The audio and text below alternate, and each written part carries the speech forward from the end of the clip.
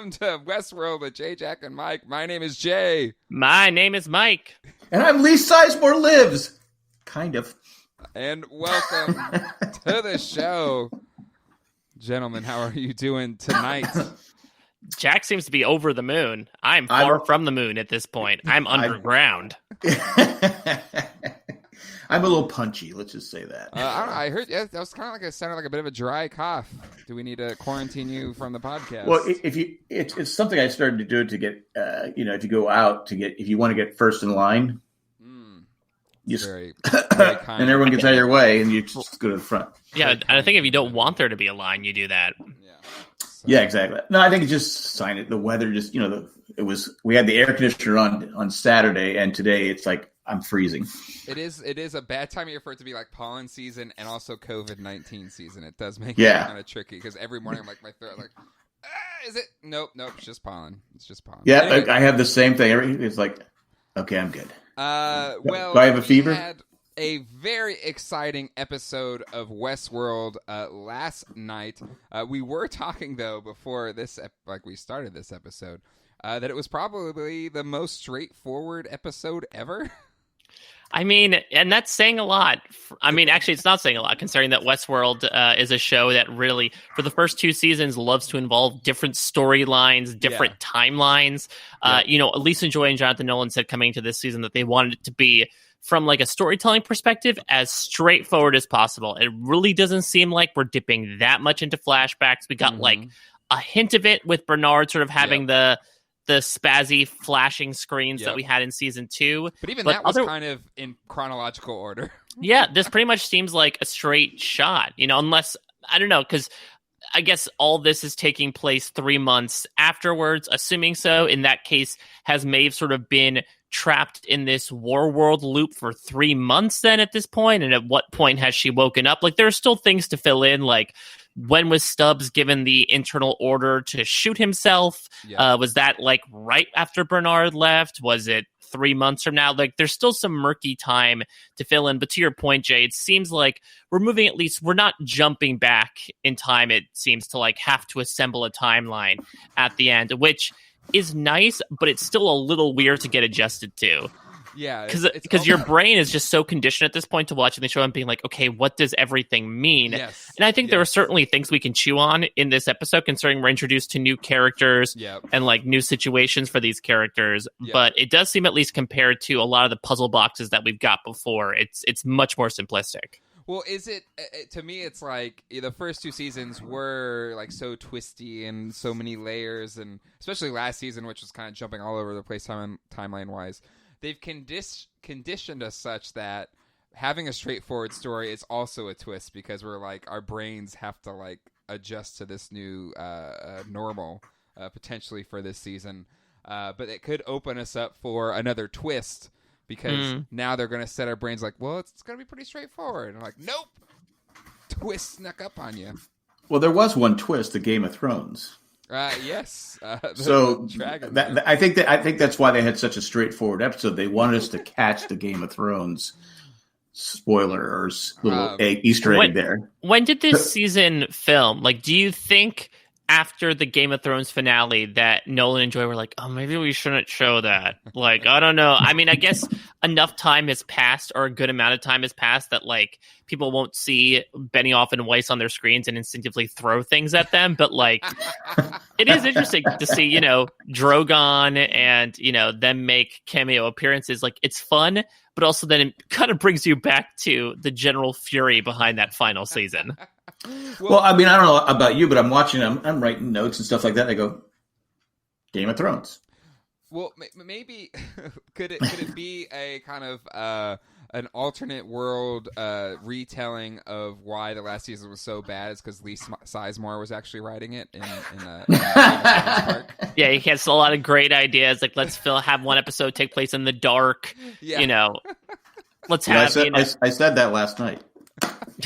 Yeah, so I mean, there was another world revealed though. Like, not only do we have War World, if we're assuming that War World was actually part of the original park and not just a simulation thing, but we had Medieval World. Yep. It seems like so there's only one left. So there's only one left. Because we've had, what was it, like Imperial World or whatever? The Raj. The Raj, that's right. The Raj, Westworld, Samurai World, War World, Medieval Times. And then there's a sixth one. Future World. It could be. I mean, Future World. Well, Future World had what, like Roman stuff, or was that the original Westworld had like Roman times in it? The original Westworld had Roman. It was they had Roman times and medieval time. I think it was medieval times, or was it Roman times? And of course, they had Westworld. Well, I mean, I guess the question I'll ask too is, when's the next time we're going to see the park? Because we talked about this last week, and it ended up being validated by the end of this episode. Bernard and Stubbs are gone. Yeah, Maeve was never there, at least this episode. I mean, is there anybody left there that we feel like necessitates going back to the park at all this season? Well, I kind of liked it because we were concerned, like, hey, what is this? Is this War World thing going to actually be anything relevant? But it kind of, this episode, if it acts that way, is kind of like a nice epilogue to the parks. If it does, it could be a nice epilogue to the parks because it kind of wraps up Lee Sizemore, kind of brings back Stubbs into the picture. I guess we still have. Now, we didn't know Stubbs was a host. We did. Oh, we did? For sure. Yeah, there was a little thing. I think we talked about this in the season 2 finale when Dolores as Charlotte is getting on the boat, and Stubbs, he doesn't outright say it, but he has this very veiled conversation with her where he's like, it's my job to stay here and look after the park, sort of like my narrative. I've been here as long as I can remember. So like it's very coded language to make you think that he's a host. But yeah, Bernard outright confirms it and revocalizes it when he sees him sitting there in that unfinished basement. Yep. Yeah, because I forgot all about that scene. Yeah, because I was like, he's a host? That's where it's probably okay. We have to trust Mike here and that he has rewatched it all. Yeah, I'm not doubting Mike. No, it seemed like you were. No, I know. No. It's upsetting. Why am I so much taller than you guys? Wait, why? What? Oh, it's just your camera angle. I think that's a you thing. I think that's you purposely tilting the camera that way. Yeah. Jack has his on the table and just faces up. Mike and I prefer the higher angles. Yeah, exactly. But yeah, I think this could be a nice epilogue for the park if we don't go back to the park because, I feel like we got a few more of the worlds. There is one more that we haven't seen. Maybe that could be a cool twist down the road, but I'm okay if we don't ever go back. Because, I forget who said, I don't think there's a reason to go back. Yeah. Yeah, well, I think especially, and this was even confirmed in Warworld, which, again, is in a simulation. We don't know if this is exactly what would happen, but Hector, as Ettore, had such a similar loop to Hector Eschaton in Westworld. And we experienced this with Shogun World, too, right? That, there's just, you can only write a handful of narratives, and you just copy and paste it across multiple worlds. Yeah.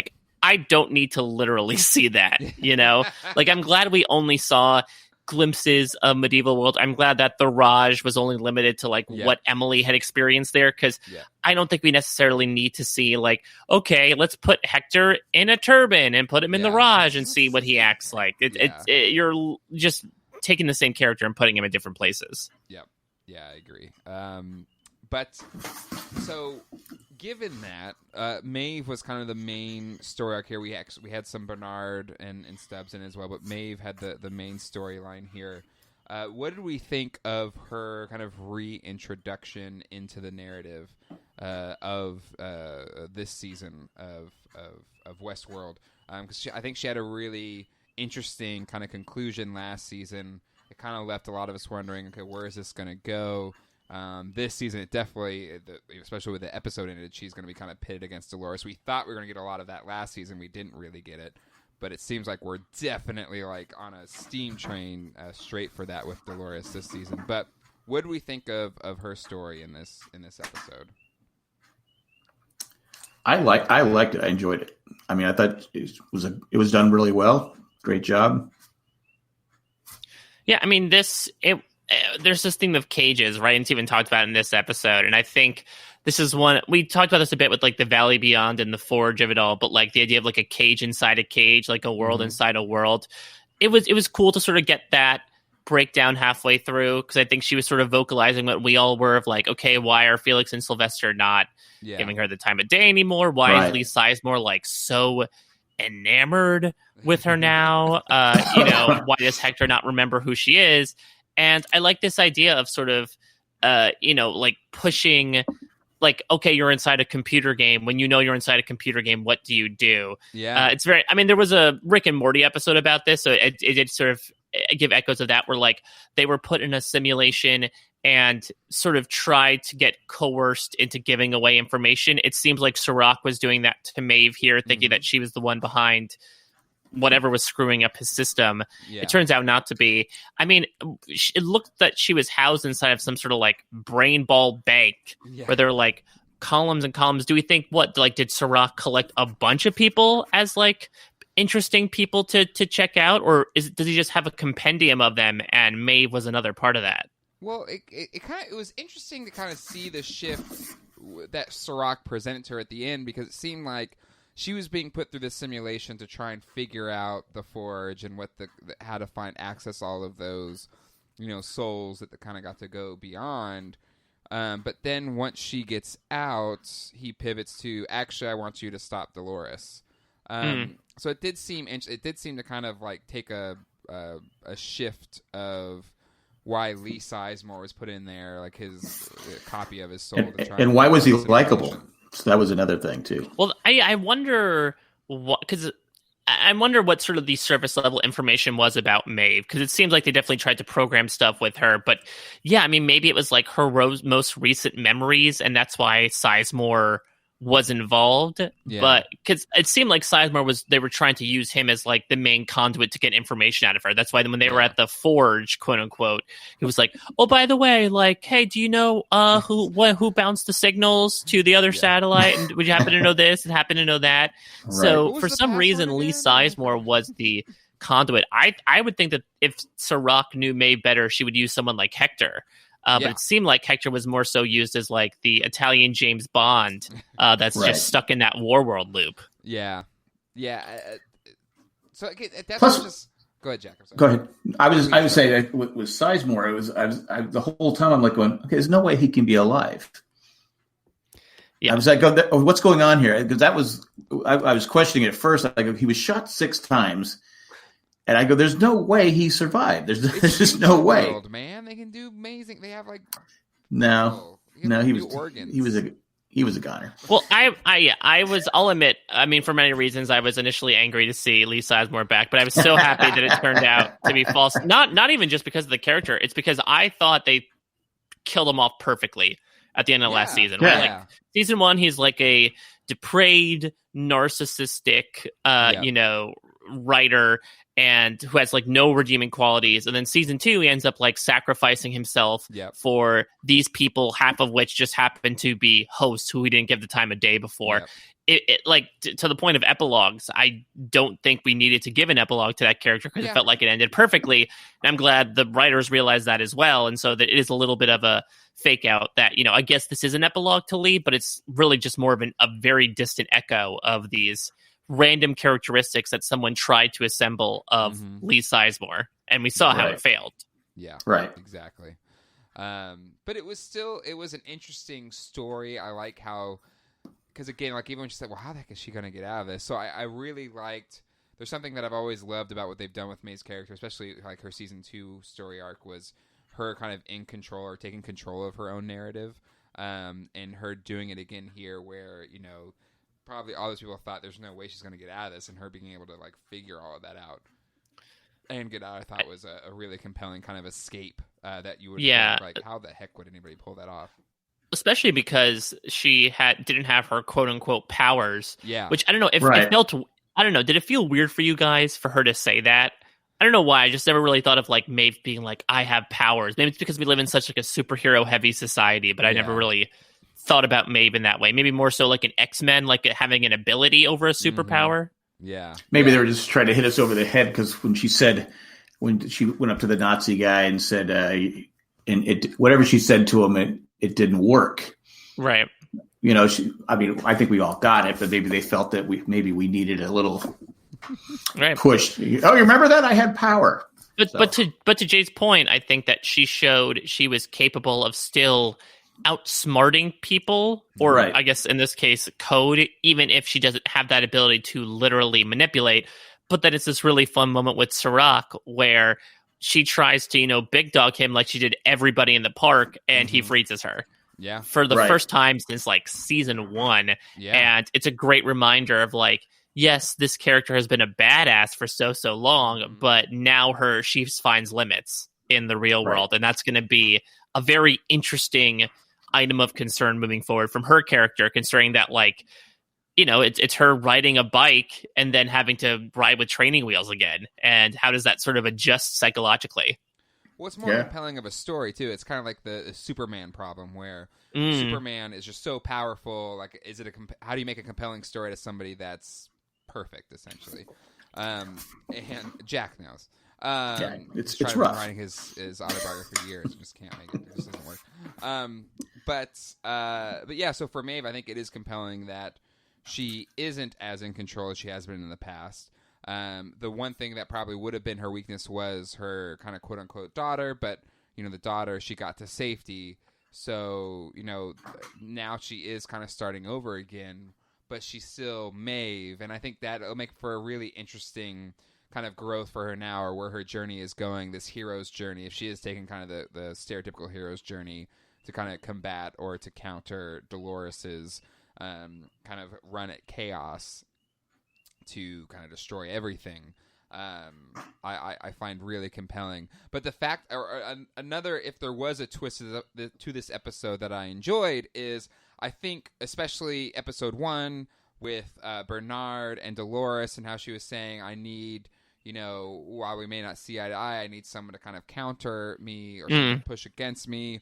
And so that's, Bernard Inn's going to Westworld. He's going to go to Westworld, get Maeve, because he needs Maeve on his side to kind of counter Dolores, because that's why, she brought him back, to make sure Dolores didn't do the worst thing. But in the end, it wasn't Bernard that tried to enlist Maeve to take on Dolores. It's this Serac guy.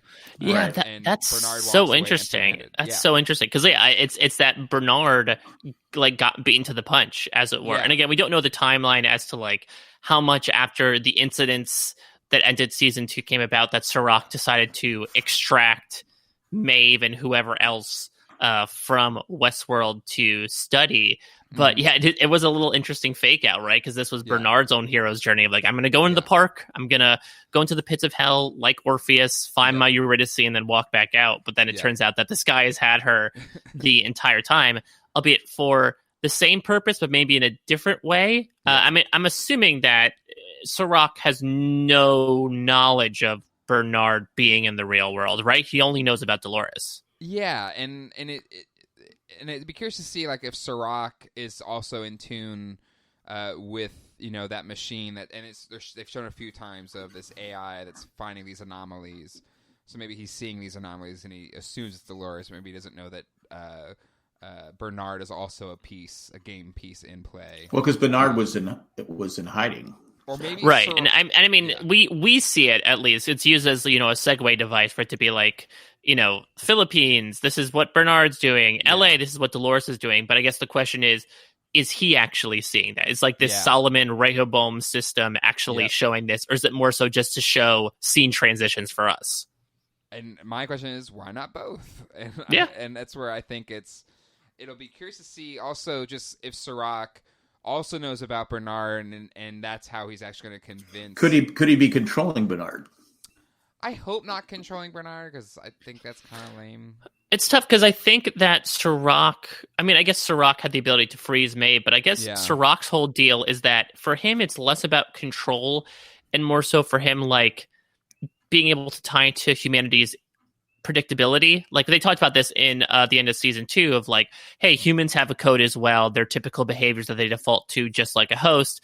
And this whole thing about the Solomon Rehoboam system is that it uses like typical human behaviors to code how they're going to react to situations. Yep. Though to your point, Jack, I mean, Serac says for the first time, history has an author. And I'm getting so many. I don't know. Do you feel like Serac is more Ford or Arnold from what we've seen of him so far? I don't know. If Probably I could say, Ford, right? I don't know if I could say either, because it just seems like he is someone that likes the system as it is now, likes the kind of meritocracy and just people being kind of assigned roles, and the chaos of humanity in the past has kind of been fixed through this. But Dolores looks to kind of bring down the entire system. And, I think even showing Aaron Paul's character shows that even for humans that are in this new system, if he is human, if he is, I know, Jack, that's your crackpot theory, which even Colleen agreed with, was just which so maybe it's not a good one. I guess I have to do a rewatch and count the number of Bernard hosts that are still in that basement if I want my part of the theory to count about him being one of the copies of Bernard. Yeah. Anyway. And where's William?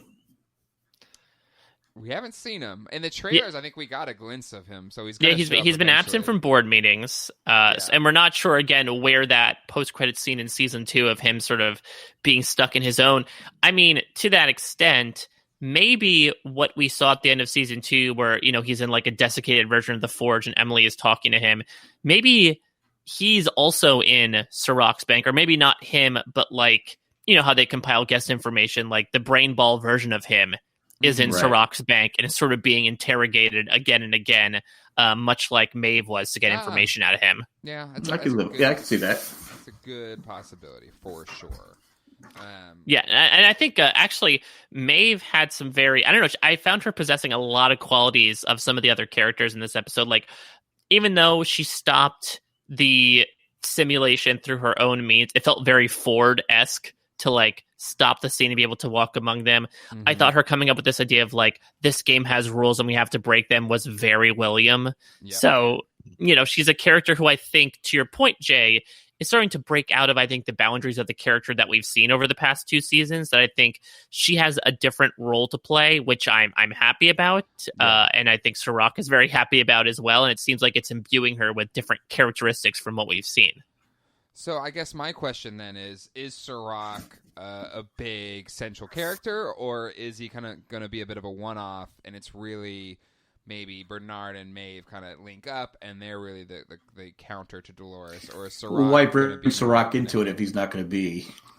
Yeah, I think Sirach's our big bad for season 3, personally. Big bad, okay. Yeah, I would think so, too. Because I think you have to imagine, like, the amount of control that he had... the amount of control that he has in the real world is unsubstantiated. I mean, they talk about that even in episode 1 through Liam. Like, he has that conversation with that blonde woman. And he's like, I don't know if he'll like that. She's like, you have to stop making decisions through him.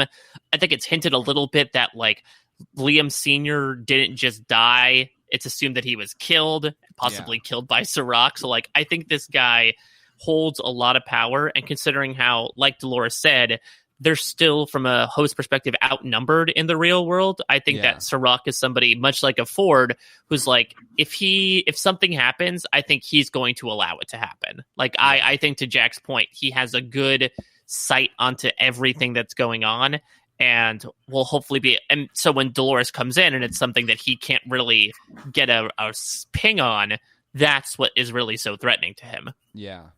So then is, in the end, if Sirach is the big bad, Dolores is the one we're actually going to be rooting for, is Maeve really going to be pitted against Dolores? Or maybe pitted against, but is she really going to go against her? Or is Maeve going to actually join up? So that's where it's interesting. In terms of the parties, and if it is going to be kind of a straightforward story here, where do Bernard and Maeve fit in this if it's a Sirach v. Dolores kind of thing? What do you think, Jack? Well, my crackpot theory is going to be that there's no way Maeve's working against Dolores. They're going to work. They're going to end up working together. Interesting. Yeah, I agree. Especially since this Sirach guy wants her to destroy Dolores. There's no way Maeve's. We saw this whole episode was about her being her own person.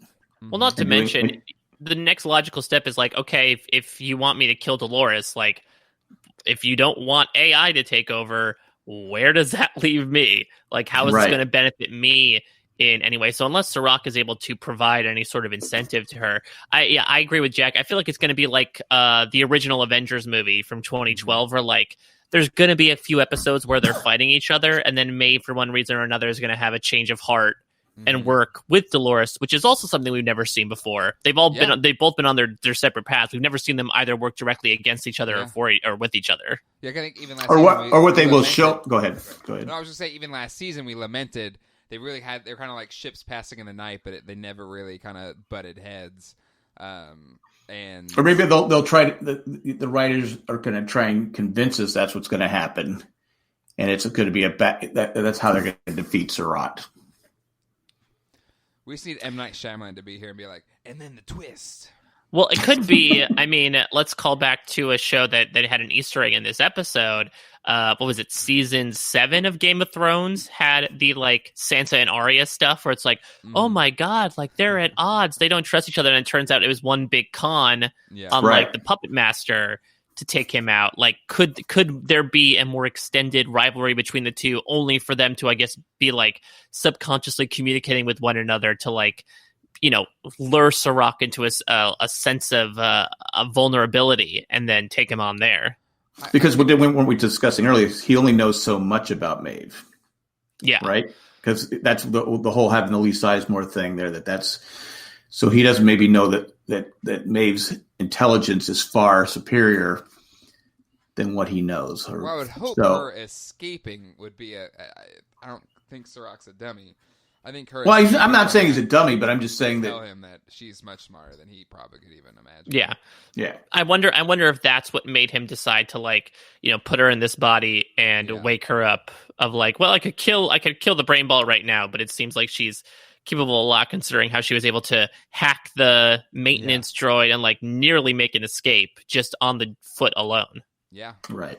Yeah, I think it would be interesting. And then where does that leave Bernard and Stubbs in all of this, right? Because is he also, if Dolores brought him back, but not to actually be on his team, where is his place in the story? Well, I think we need to remember that Bernard was constructed, this version of Bernard was constructed a bit from Dolores's like memories of Arnold. Yeah. So I do wonder, we talked about this last episode, right? Like the analysis mode Bernard versus like the actual Bernard that we know. And I wonder if like there's going to be a part of him that's like the Arnold side that's like, you know, Dolores is right. Like humanity sucks. You know, that's what Arnold's whole theory was. And that's why he wanted to have the whole Escalante massacre to make sure the park never opened. Yep. So I wonder if there's like part of him that's actually torn in that direction because he's like, yeah, this is a good plan. Even though, to your point, Jay, he's supposed to sort of be like the checks and balances of Dolores, where like if she does get too big of a head, which it is interesting that Dolores planned that ahead, like a fail-safe in case she got too big of a head or got too ahead of ourselves in her plan. Mm-hmm. Yeah. Well, Bernard wants to save humanity, right? That's what he was saying. But yet humans want to kill Bernard. Well, that's the conflict of Bernard. Like Bernard wants to save humanity, but Arnold was the main, the person that started this cascading events of chaos through Dolores and the parks that then eventually Ford kind of set into motion or set into motion Arnold's plans. So, I think just this whole Smeagol and Gollum Bernarnold is going to be kind of a compelling storyline for him this season. And I think again at the end, I don't know if he'll necessarily be at odds, but he made to our point here, he may be that kind of checks and balances to Dolores. So if Bernard doesn't want, obviously, humanity to become extinct at the hands of AI, like, what would he optimally want right now? Would he have wanted just like everyone to just stay in the park and just for Westworld to either go on its merry way or like crumble based on the incident that happened? Because like I wonder, had the events of season 2 not carried out the way that they did at the end, like what was Bernard's next move? You know, like how does he go on knowing that he's a host unless he like tries to erase his memories again. I'm not entirely sure, but I wonder exactly like what Bernard would like in this instance. Like, okay, great, humanity saved. Now, what are you going to do? He can go back and work the meatpacking plant. Actually, that's very true. He does have a good, steady job to go back to. Yeah, he's got some skills. So, how'd you guys feel about seeing the outskirts of Westworld? The barbed fence to get into Westworld for the first and possible only time. Well, that and like the security is so lax that Bernard, who I get set all these things in motion, is enemy number one, could just like waltz right into Westworld. Well, the problem I had with Stubbs and Bernard when Bernard was doing his downloading the information, or just I said, okay, why don't you go in a room where it has 4 walls that aren't glass? I feel like that doesn't exist in Westworld. Yeah. There's got to be somewhere in there where they could have done it. Stubbs, okay, I'll keep watch. Well, it's glass, so anybody could walk by and say, hey, that's Bernard. Anyway, I just thought I terrible planning on both their parts. Well, I mean, at the end of the day, I'm just excited that Luke Hemsworth still has a job. I mean, that was the thing going in. Like, I think we knew a handful of previous characters that would be coming back, but you assume that, like, for instance, I don't think we're seeing James Marsden's Teddy anymore unless he appears in flashback. Just because of the circumstances behind him. But even someone like Stubbs, like we said at the end of season 2, like his job is to be in the park. You'd assume if we leave the park, we're leaving Stubbs, but it seems like he's in for the long haul, which is fun because I think the pairing of him and Bernard is one we never really saw. Like season 1, he had the storyline with Elsie. Season 2, he had the storyline with Charlotte. But this is an interesting pairing. I think it's a fun pairing. I think this episode kind of shows there's potential kind of buddy cop movie kind of thing going on there, which could be fun. But I think at the end of the day, I have a feeling that Caleb might be what maybe Dolores was thinking Bernard would be, in that if she ends up enlisting a human in her revolution, he might show her that there is an aspect of humanity that deserves to be saved, and the object here isn't to necessarily kill all humans or lead to humans' extinctions, but maybe just bring down the system that has oppressed the machines as well as humans. Right. It's a fun reversal from season 1 Dolores, right? Of how Arnold taught her that, or that he viewed her of like, wow, there actually is something within this species that we determine subservient. Let me try to set up the system and that they get their own freedom. So that'd be a nice sort of moment where Dolores becomes her own Arnold. Yeah, exactly. Yeah. Exactly. I think it could be a cool twist. And again, to me, it's like you wouldn't bring in Aaron Paul. You wouldn't kind of show us this backstory to Caleb, if not to then have it be and then pair him up with Dolores and not have him have some sort of significant impact to the Dolores story. Oh no, he's going to have a big part.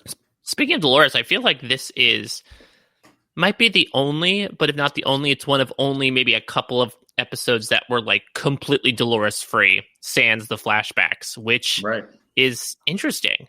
Yeah. I guess it also proves that like Evan Rachel Wood doesn't necessarily need to be in every episode, and that she can still be sort of talked about, but the ensemble is so strong that you can have this episode revolve around 3 other characters and not feel like you're missing something. Yeah, absolutely. Well, Maeve's a strong character, so I think that's why it worked also.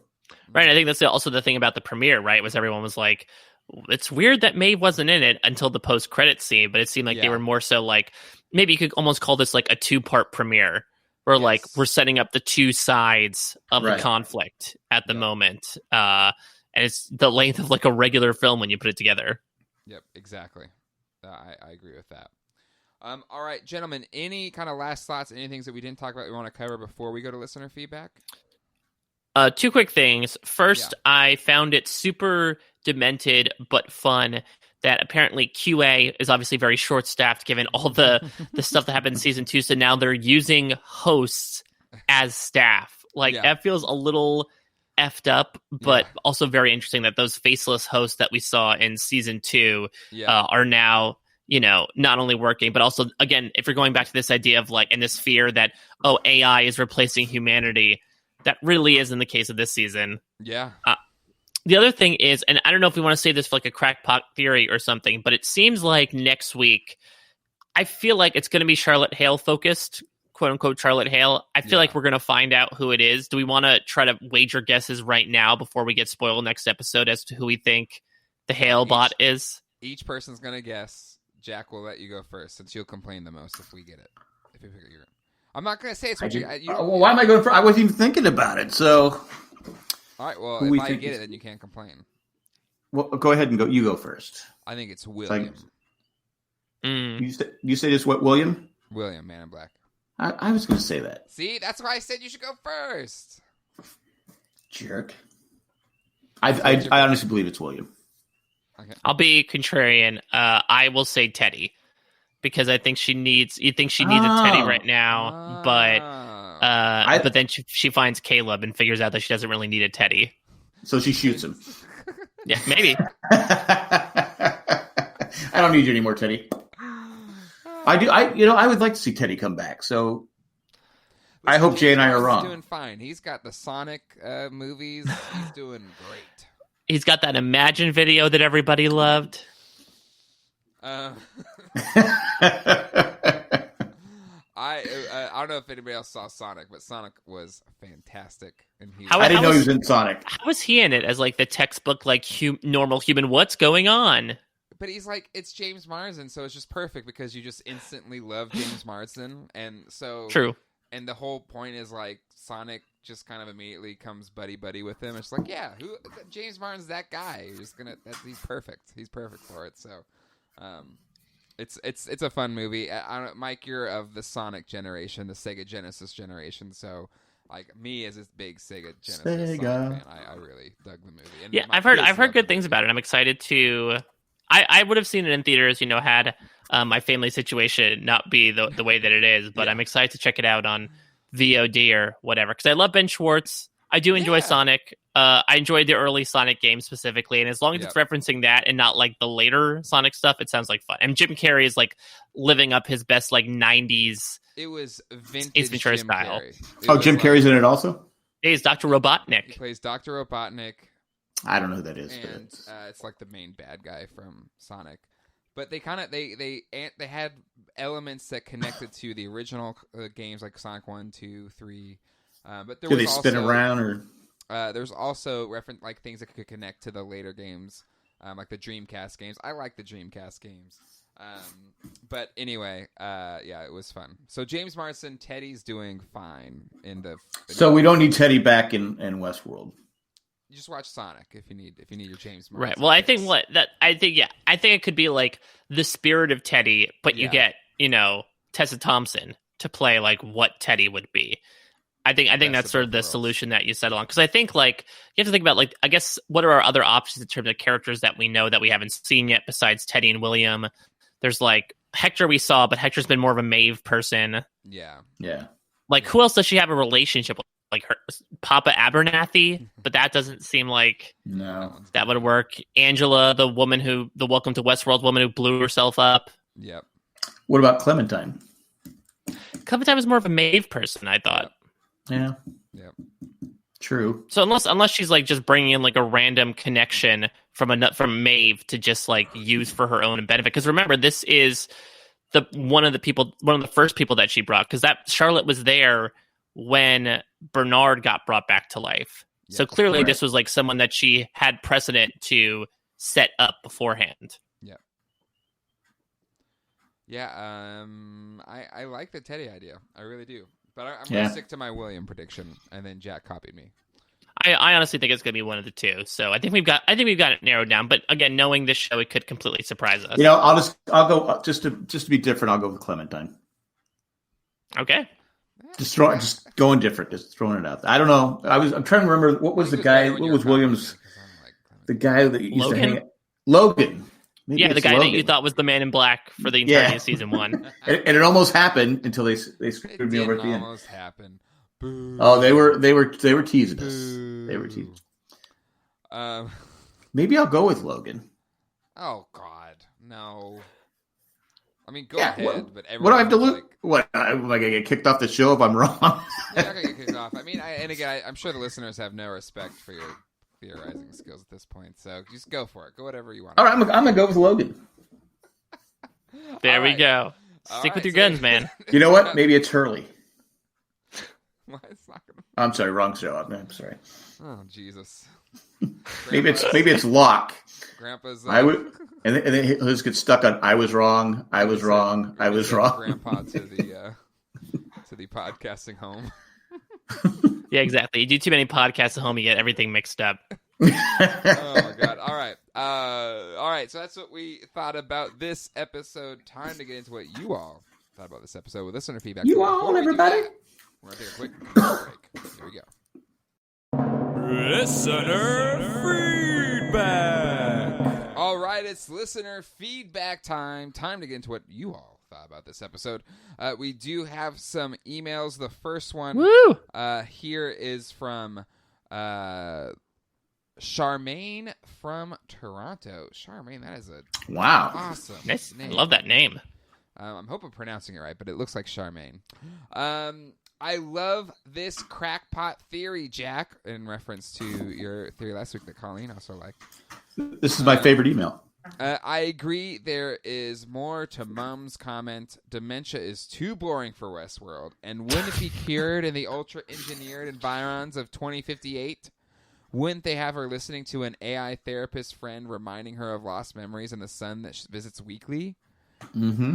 I wasn't thinking Caleb was a host, but I did wonder about him being a simulation. It all seemed possible right up to the moment he met Dolores, because up to that point, he had an existence completely separate from what we had been led to believe is real. So, very true. I don't know what it is, but I think Jack is right to be paying attention. I love the line that dementia is too boring for Westworld. That was pretty good. I Charmaine from Toronto. P.S. Have you heard that Bernard's new name is an anagram of Damaged Arnold? Oh, interesting. We were talking about that last week of like, I guess it's not an anagram for Arnold/Bernard, but now it's Damaged Arnolds. This is just Bernard. Well, I guess the question is, did Bernard create his own secret identity, or was this something that Dolores set up for him of like, go to the Philippines, work in this meat factory, this is your identity? I like it better if Bernard did it, and that's why he came up with it. But Bernard's cool. I think he did it himself. She says the show can't help itself. Charmaine, thank you for the fantastic email. Yeah. That was probably the best email we've ever gotten. Wow. Ethan is so unhappy at that, Jack. Ethan sucks at email. So, no, this is... Whoa. All right. This next one is from not Ethan. Which is always better than an Ethan email.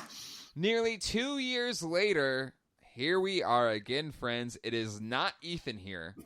I searched through my own AI archives to find my last email to the Westworld with JJM and saw that it was ignored. Oh, that's you blame that on the host like Jay. 2 years. We haven't done a show in like 2 years. Not Ethan. Give me a break. So you just blew off his email. It's like we get thousands of emails and you said screw it. Like sent it in right after our last episode. And we didn't do a feedback show. We didn't. Mike and I wanted to do one, but Jay said no. Is that how it may have happened? I'm just making that up. If you want to go with it, I was going to say, you make anything from 2 years ago, and you probably believe it. Yeah, I would. Lots happened in 2 years. Yeah, I don't care. What the hell?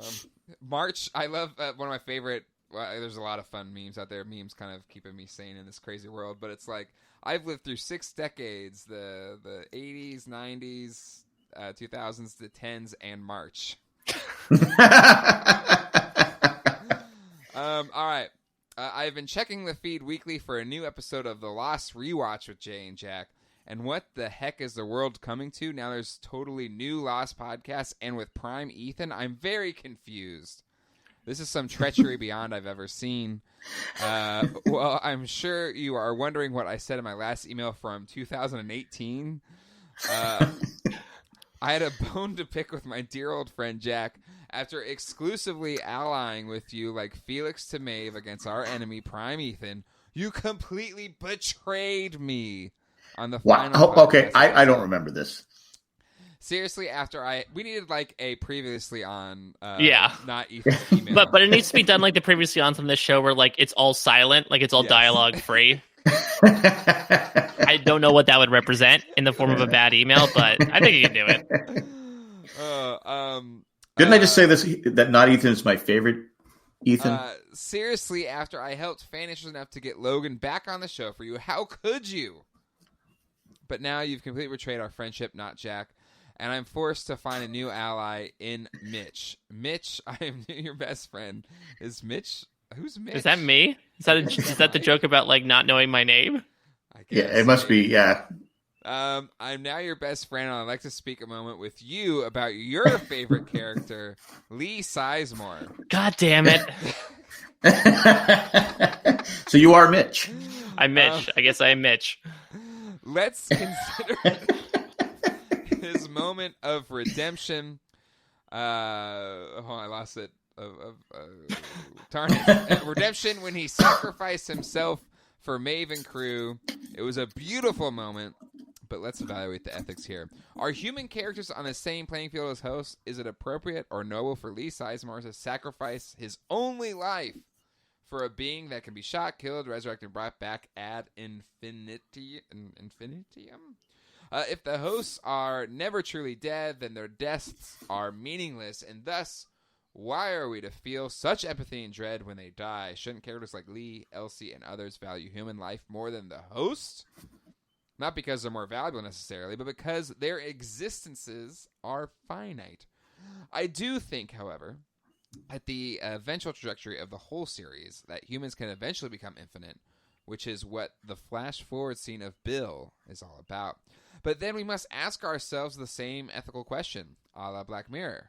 If a download of our consciousness can live on forever in a digital world or a rebuilt body, then is that existence equal to, have more value than, or have less value than our original organic human life? Now put that in your pipe and smoke it while we wait a decade for more Westworld. Until then, my friends, I will eagerly check for new episodes of the Lost podcast every morning. Farewell, not Ethan. Thank you, not Ethan, for that. Yeah, I don't see the Lost He podcast didn't call me out for anything happening. or make fun of me, so I will enjoy that thoroughly. That's Well, he true. doesn't You know- avoided he his doesn't- gaze, except for the Well, he fact that doesn't- you missed his email 2 years ago. it's So true. I don't think he knows you exist. I think That's him fine. ignoring you was his way of punishing In this you. scenario, I'm fine not existing in his anger. But Yeah, I don't know what I did. I mean, I don't remember. to his question about if humans are, can live or be immortal, like what has more value, I think the final season of The Good Place answered that question. I thought it handled it perfectly to like afterlife and immortality. So check that out if you want to see it. But yeah, I do think it's an interesting question, and to see, if they really explore that, because it seemed to be kind of the main storyline for William, or what the Delos was trying to figure out, or one of the angles they were trying to figure out. Mhm. So, yeah, I'll be curious to see, if that kind of gets brought back into the forefront whenever William's story gets brought back in. Whether What he's does Mitch Charlotte think about or it? Charlotte's yeah, well, no, I think it's an interesting idea. It's like you said, that was the whole big reveal of season 2, right? It was like, this Delos has been compiling human data without people knowing, so they could work on this big project to make immortality happen. I guess to answer not the original question of like, why did the staff not value their life more than the host? I mean, I guess there's probably also something about like being around. I wouldn't call it like the idea of death. It's not like working at a funeral home, but I mean, if you're working behind the scenes where like bodies are literally brought in, hosed down, stitched up, and then put back out, like that has to dull your senses a bit to this idea of death, right? And like, even though I think some of our human characters have been terrified of dying, you can imagine that gives you a certain worldview of things, depending on who you are. No, absolutely, and maybe because I don't maybe necessarily like Lee Sizemore died to make sure Maeve didn't die, but it was maybe just trying to help them continue what her goal was, which wasn't it to like get her kid to safety or something, right? Yeah, basically it was that like, charge ahead and like make sure your daughter gets to the valley beyond. Yeah. I mean, as much as I got Lee Sizemore wrong, he does say to Maeve in this episode, like, oh, I just lived because there was something to live for you. So again, as improper as that might be for the character, there is something about him like being given the drive in the moment to like protect those people that might outweigh like his own sense of mortality, especially considering that he seemed like a very despondent and weirdly driven person before all this happened, and it might have given him a new purpose. Yep. Yeah, exactly.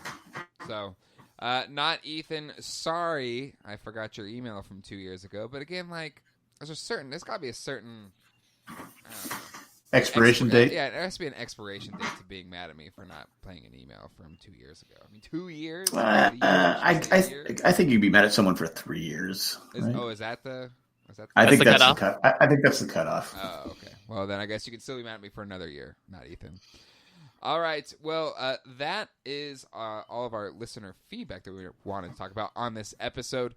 That leads us to the last moment of our podcast today. That is Jack's crackpot theory. Already gave it. He somehow pulled apparently a good one out of his podcasting hat last week. Let's see what he has in store for us this week on Jack's crackpot theory of the week. Here we go. All right, so as I was getting the drum roll ready, Jack was like, "Well, I already gave my crackpot theory of the week, so we're gonna hand the baton, the crackpot theory baton, over to Mitch for Mitch's crackpot theory of the week." Mike, what do you got for us? So we just talked about this with the Delos trying to work in immortality and picking up information on its guests, which has allowed possibly people to be recreated by repurposing their data. Obviously, Rehoboam is this big sphere, courtesy of the company of Insight, which you can imagine is one of the big technological giants. The Facebook comparison is right there. Yep. I'm sure it has picked up data to figure out its algorithm. I think the big plan for Dolores and hacking Rehoboam is that she can amass her own army of robots that resemble humans, resemble people whose information has been compiled in this system. So essentially, she can build an entire world's population of these artificial people. That's a great theory, Mitch. I like it. Thank you. I don't like Mitch, so I'm just going to call him Mike. I don't like anything. I like Mitch. I don't know why I do that. Mitch is I feel, and not to offend any Mitches out there. There you go. You just I'm not Mitch is going to write in next week. Well, that's your crackpot theory, and I'm sticking to it. All right, well, that's a fantastic hot take, a.k.a. crackpot theory in lieu of Jack's crackpot theory this week, even though I guess you did give a crackpot theory, Jack. I did. I mean, but you guys didn't listen. No, I listen. It's like you ignore emails. You just don't listen to when we're talking. You just tune everybody out. It's true. It's like you live in the cone of silence. Yeah, I have a lot of reflecting to do between this week and next week. And I'll do that. Again, I'm sorry, not Ethan. I'm sorry, Jack. I'm sorry. All right. That is going to be a good place to wrap up this episode of Westworld with Jay, Jack, and Mike. If you want to send us some feedback, give us a call at 385-309-0311. Calling time. Also, send an email to westworldjjm@gmail.com. Join our Facebook group at facebook.com/group/Jay and Jack group. If you use Amazon to shop, and really it's one of the few safe options these days, use our link, jayandjack.com/Amazon for all of your purchasing needs. Just don't overpay for the TP. We were looking at it today. It's they're kind of gouging the toilet paper there. I think they've been putting limits on like how much they can gouge or a price. Well, it's funny because your mom was looking. I said, "Well, no." She goes, "It won't get here till April 14th." You can make it. Wow. Jack. That week, I said, "Well," she goes, "Well, we'll find it somewhere else." I go, "It's not on the shelves." I can't remember the name of it, but there's a lot of is it Toho? But they make these amazing like seat warming bidets on there from Amazon.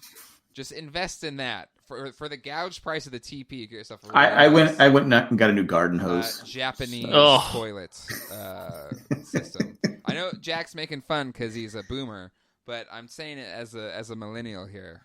No, I'm because I thought about it. In this world of TP apocalypse. Have you seen the meme where it's a empty toilet paper roll with the toothpicks in it, sitting in the glass? Grow your own. like when you put a potato in there or something like that. That's funny. All right. Also want to thank the people that make this show possible, our patrons, especially Tack from Tokyo, Eckhart Richter, Joanne with the plan, Maggie the Magnificent, Drake the Destroyer, Ed the Creepy Mailman, and Greg the... What were we calling him? Greg the Gray. So that he finally decided to figure out that nickname? I think so. Greg the Gray. He gave it to us, I think, didn't he? After Gandalf the Grey. Nice. And thank you to all of our patrons. You can find a full list over at jayandjack.com. Mike, you do a lot of things out there. Where can people find you? Check at a Mike Bloom type. To check out all I do. Survivor, Lost Rewatch, Top Chef, Picard, a lot of stuff going on in the world of TV. For now, we'll see how things start to slow down as spring turns to summer. But for now, I'm having a great time. So again, I put out all my content on my Twitter at a Mike Bloom type. So be sure to check that all out. Is Angela secretly kind of liking the possibility that all TV productions might cease for a while? That you will get to take a break from. I mean, to be fair, summer is usually my slowest time, just because, with the exception of a couple of shows, like nothing's being covered anyway. Do you do Big Brother? I do Big Brother, but that's less of like I don't see that happening. There's a chance it might not happen, but that's less of like a podcast after every episode. It's a different type of coverage, so that also helps as well. So I mean, it's crazy that a lot of this will be over in like a month and a half, which is interesting. We're a quarter of the way through the season right now. Did not think that until we talked about it. Wow. So what's the last week of this? So we got 6 more weeks of this, right? Yep. Westworld. So what's the last week? It's probably going to be mid-May, I'm assuming. So not Ethan will send one at the end of May, an email. Yeah, exactly. Because that's what not Ethan would do. And, exactly. And it'll be delayed even more because of coronavirus. And then, we won't see it till like 7 years from now. I'm just kidding, not Ethan. I'm just trying to help Jay out a little bit. Well, yes, check at Mike Bloom type.